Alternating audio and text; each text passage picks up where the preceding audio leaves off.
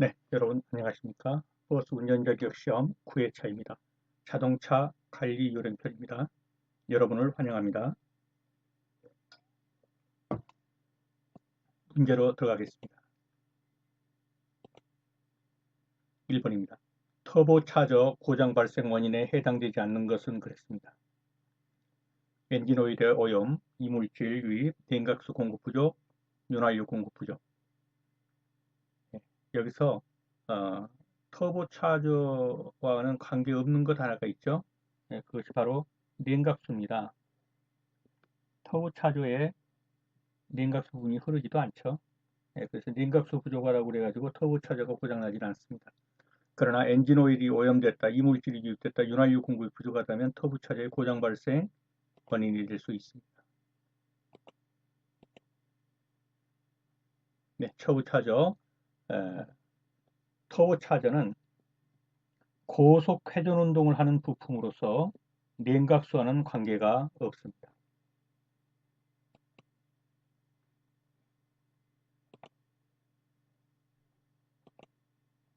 다음 중 천연가스, CNG의 주요 성분이 아닌 것은 그랬습니다. 이 컴프레스드 내추럴 가스라고 그래가지고 이제 버스들이 이 CNG 가스를 쓰죠. 근데 이 CNG 가스의 주요 성분은 무엇이냐 그러면 메탄입니다. 그 외에 에탄과 프로판, 부탄 이러한 것은 소량이 들어 있습니다. 그러나 유황은 또 들어있지도 않아요. 익혀두십시오. 자, 천연가스는 메탄 이것이 주성분인데 탄소량이 적은 탄화수소 연료입니다. 탄소량이 적다. 그래서 이걸 주원료로 하고 소량의 에탄, 프로판, 부탄 등이 함유되어 있다. 그러나 유황, SO2는 아예 들어있지도 않다. 다음 중 압축 천연가스의 주성분인 것은 똑같은 게 나오죠. 메탄이 주성분이죠. 에탄, 프로판, 부탄은 뭡니까? 들어있긴 한데 주성분은 아닙니다. 약간씩 소량씩 들어있다. 이렇게 보시면 되겠습니다. 압축 천연가스의 주성분은 메탄입니다. 다음 중 천연가스를 고압으로 압축해서 만든 기체 상태의 연료는 그랬습니다. 고압 천연가스, 압축 천연가스, CNG죠. 액화가스는 이건 기체입니다. 그러면 고압 액체가스는요.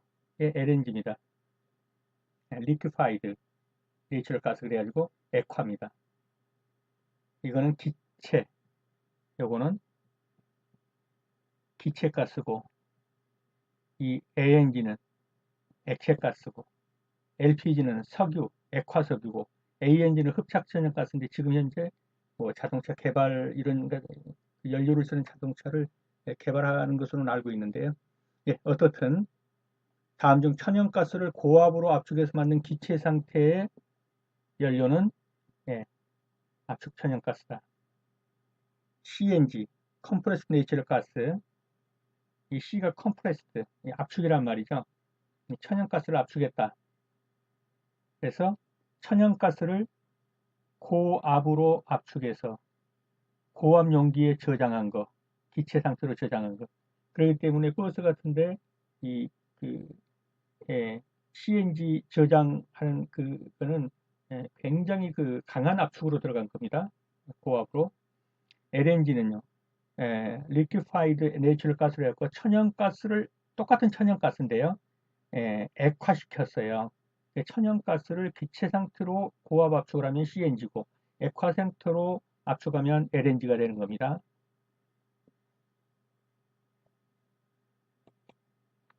자, 다음 중 천연가스를 액화시키면 LNG죠. 액화시키면 부피가 얼마나 줄어들어나 몇 분의 1 정도로 줄어드냐면은 600분의 1로 줄어듭니다. 액화를 시키면은 기억해 두십시오. 600분의 1입니다. 자동차 연료로서 천연가스의 특징 중 틀린 것은 자, 천연가스 그것이 액화 천연가스가 됐던 기체 천연가스가 됐던 유황 성분은 포함하고 있지 않습니다. 그러므로 SO2 가스를 배출하지 않습니다. 맞습니다. 탄소량을 많이 함유하고 있어서 아니요. 예, 탄소량이 아주 적습니다. 그렇기 때문에 CO2 배출량이 적습니다. 그래서 탄소량을 많이 함유하고 있어서라는 표현도 틀렸고 CO2 배출량이 많다 이것도 틀렸습니다. 탄소량이 적어서 CO2 배출량도 적다 이렇게 나왔습니다. 이게 답이 되겠죠. 불완전 연소로 인한 입자상 물질의 생성이 적다. 맞습니다. 가스 상태로 엔진 내부로 흡입되기 때문에 혼합기 형상이 용이하고 잘 혼합되죠. 희망연소가 가능하다. 예, 적은 양의 그 산소 공기로서도 그 연소가 돼요. 그래서 연비가 좋아지는 겁니다. 예, 틀린 것은 2번이 되겠습니다. 예, 천연가스는 함유 탄소량이 적어서 발열량당 CO2 배출량이 적다. 예, 이산화탄소 배출량이 적습니다. CNG 자동차의 구조에 대한 설명 중 틀린 것은 예, 압축 천연가스, CNG 자동차, 주로 버스 같은 거 이런 데 지금 많이 쓰고 있죠. 유량이 설계 설정값 이상으로 흐를 시에는 자동으로 흐름을 차단하거나 제한하는 과류 방지 밸브가 부속품으로 있다. 맞습니다. 고압의 압축가스를 충전하기 위한 용기가 설치되어 있습니다. 예, 고압으로 압축해서 싣고 다니죠. 저장된 용기의 연료는 배관 라인을 따라서 저압의 상태를 고압으로 변환하여 엔진의 연소실로 보내준다. 예, 잘 모르겠습니다. 용기에 부착되어 있는 용기 부속품으로 자동 실린더 밸브, 수동 실린더 밸브, 압력 방출 장치가 있다. 맞습니다. 3번은요. 저장된 용기의 연료는 배관 라인을 따라서 저압의 상태를 고압으로 변환하여 이미 이 CNG를 충전할 때 그 저장 탱크가 뭡니까? 고압으로 저장됩니다. 너무 고압이라서 이걸 저압으로 변환시키지 않으면 엔진에 문제가 생겨요. 그래서 이것은 뭐라고 돼야 합니까? X. 이미 고압으로 들어가 있어요. 고압의 상태를 뭘로 변환해야 돼요? 저압으로 변환시켜줘야 돼요.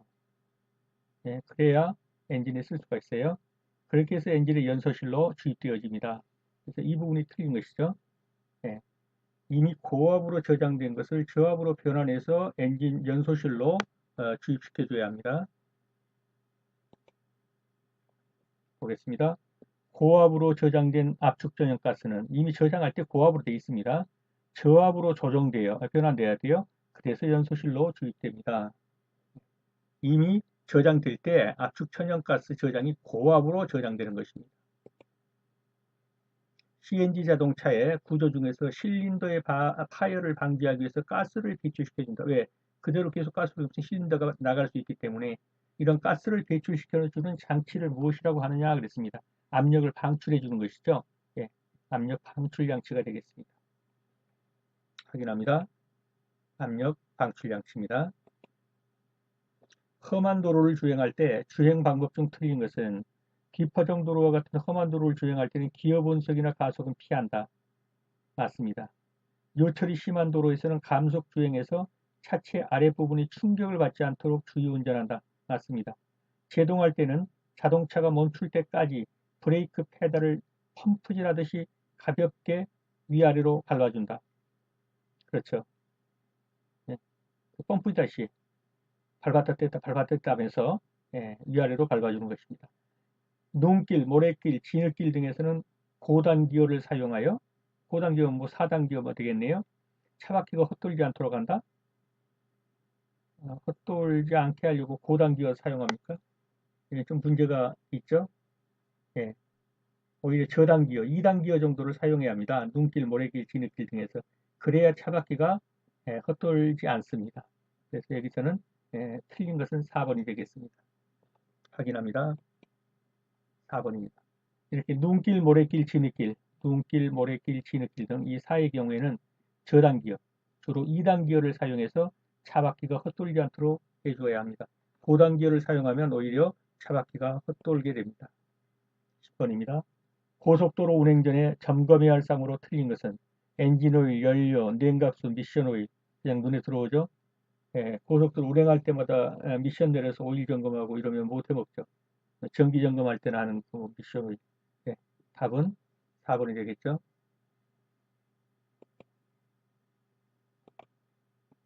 11번입니다.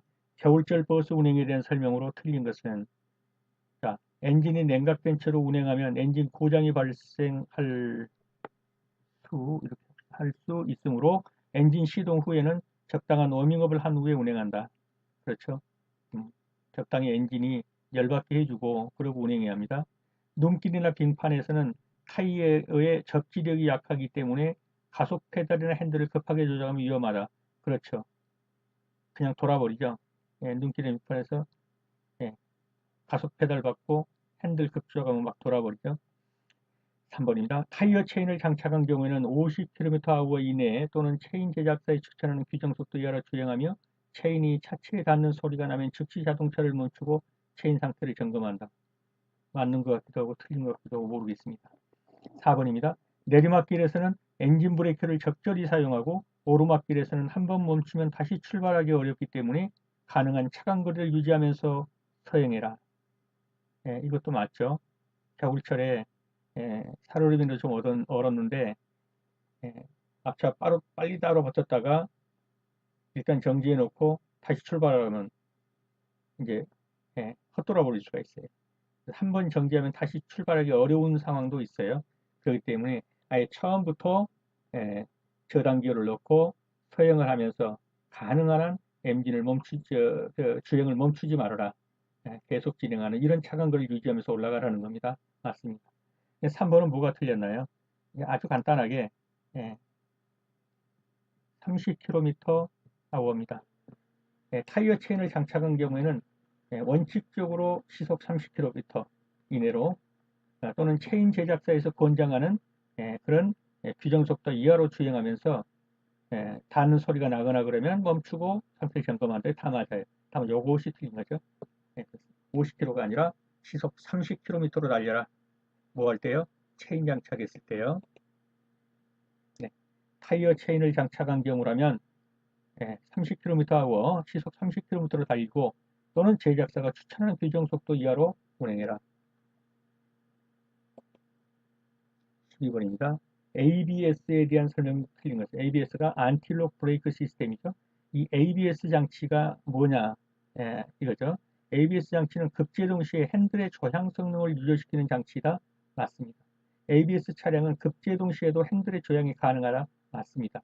급제동 시 ABS가 정상적으로 작동되려면 브레이크 페달을 한 번만 밟고 떼야 한다. 아까 보지 않았나요? 예, 이렇게 하면 안 돼요.